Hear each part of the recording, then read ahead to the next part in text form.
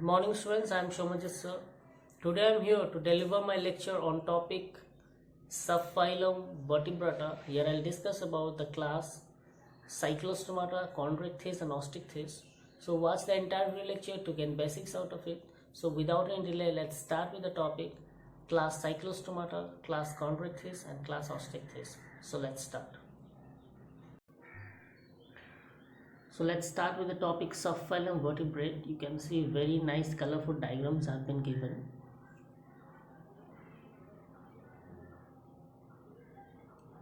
So you can see the classification of subphylum Vertebrata. So Vertebrata is also called Craniata.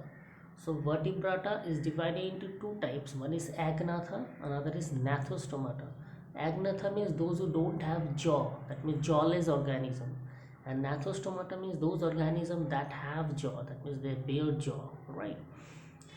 So Agnatha, that is jawless organism, have only one class, that is Cyclostomata. And Gnathostomata, that means those who have jaw, are divided into two super classes. One is species, that means bear fins. Another is superclass, that is Tetrapoda, that means bear limbs. So superclass species, those who bear fins, are again divided into two classes. One is Chondrichthyes, another is Osteichthyes. And the superclass Tetrapoda, that means those who bear limbs, alright, are divided into four classes. One is amphibia, reptilia, aves and mammals. Alright, so these are the following classes that are there. One is species, alright, superclass is a species. So Chondrichthyes, Osteichthyes are the class, amphibia, reptilia, aves, mammals are the class. Alright, so you can see vertebrata. The picture have been given very nicely. One is a human skeleton is there. Alright, and you can see pieces skeleton is there, amphibian skeletons are there, reptilia skeletons are there. So let's start with the topic class Cyclostomata. So let's see the characteristics of class Cyclostomata. So here the first characters are all are ectoparasite and some on some fishes. Alright, here mostly the class Cyclostomata, all species are mostly ectoparasite on some fishes. They have elongated body without scale and paired fins. They have 6 to 15 pairs of gill slits for respiration. Sucking and circular mouth without jaw is present. They have a cartilaginous cranium and vertebral column. They have a circulation that is closed type. They are marine but migrant for spawning to fresh water. Alright, so after spawning they die. Their larvae after metamorphosis returns to ocean. Alright, so you can see the gill slit given in the picture, the circular mouth is given. So they are mostly ectoparasite on some fishes.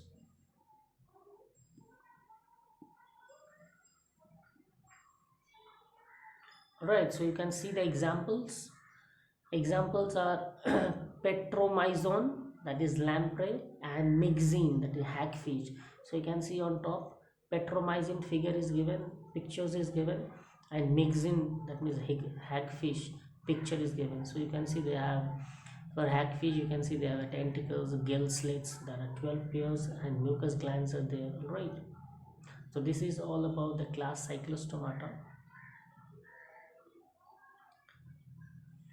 Now under subphylum Vertebrata, alright, so you have see superclass species, so they have fins. Alright, so those who bear fins or have fins are divided into two classes. One is Chondrichthyes, another is Osteichthyes. So Chondrichthyes are cartilaginous fishes and Osteichthyes are bony fishes. So you can see the examples given. One of Chondrichthyes, another of Osteichthyes. Now let's see the differences between Chondrichthyes and Osteichthyes classes. So under Chondrichthyes class, they are marine, they are streamlined body and predaceous, whereas in class Osteichthyes they are marine, freshwater and streamlined body. Right.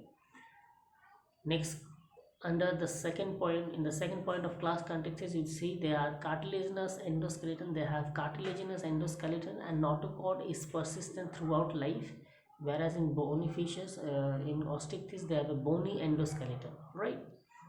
So you can see the differences. The figures are given, the pictures are given, very nice diagrammatic pictures are given.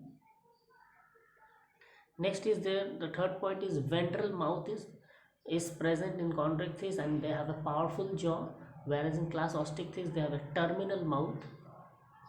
Next, they have gill slits without operculum or gill covering. All right, so the gill slits don't have operculum in class Chondrichthyes, whereas in Osteichthyes they have 4 pairs of gills with operculum on one side. You can see the example, pictures are also given, operculum. All right, the ventral mouth is also given.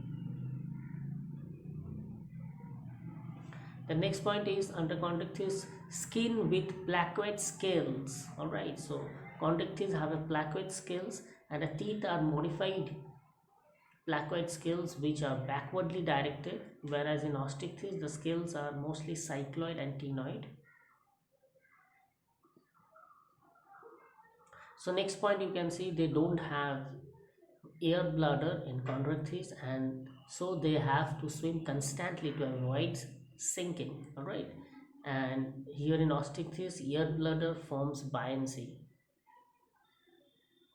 All right, so these are the differences. You can see in Chondrichthyes there is a placoid scale, whereas in Osteichthyes they have a cycloid and ctenoid scales. All the scales are given. You can see the cycloid scales given, the ctenoid scale pictures is given, the placoid scale pictures are given.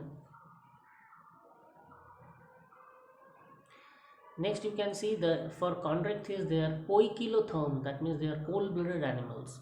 Chondrichthyes are cold-blooded animals, that's why they are poikilotherms, are also called poikilotherms, whereas in class Osteichthyes they are also cold-blooded animals, and they are also called poikilotherms. And class Chondrichthyes and Osteichthyes both are two-chambered heart. All right, they both are two-chambered heart. That means one auricle and one ventricle is present. All right, that means entire pieces have a two-chambered heart, one auricle and one ventricle. So what is poikilotherms? Animals that lack the capacity to regulate their body temperature. All right, so poikilotherms means animals that lack the capacity to regulate their body temperature. So they cannot regulate their body temperature. Next differences, you see, for Chondrichthyes and Osteichthyes sexes are separate. That means male fishes are separate and female fishes are separate, both in Chondrichthyes and Osteichthyes. Next point, you can see in males pelvic fins bear calspur, whereas in external fertilization mostly oviparous in Osteichthyes, and internal fertilization takes place in Chondrichthyes, and many are viviparous. All right, so in Chondrichthyes mostly are viviparous and internal fertilization takes place, and this side in Osteichthyes the external fertilization takes place and mostly are oviparous, and in Osteichthyes development is direct.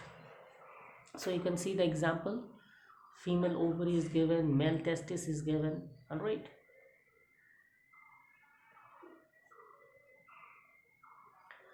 so class Chondrichthyes examples are there. You can see Scoliton, that is dogfish. All right, then you can see sawfish, stingray, torpedo or electric ray. These are the entire example of class on Chondrichthyes. Now here you can see the examples of Osteichthyes. Few are marine fish, few are freshwater fish, few are aquarium fish. You can see flying fish are there, hippocampus is there, exocetus is there. These are marine fish. Then rohu are there, katla are there, clarias, that magur is there, that's a freshwater fish. For aquarium fish they have a fighting fish, that is betta, and pteridophyllum, that is angelfish, is an aquarium fish.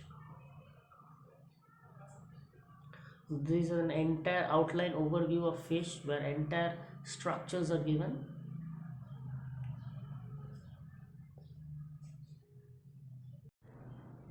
Thank you, students. This was all about the entire video lecture. Here I have discussed about the class Cyclostomata, class Chondrichthyes and class Osteichthyes. Hope you have liked this video lecture. So stay at home, stay safe.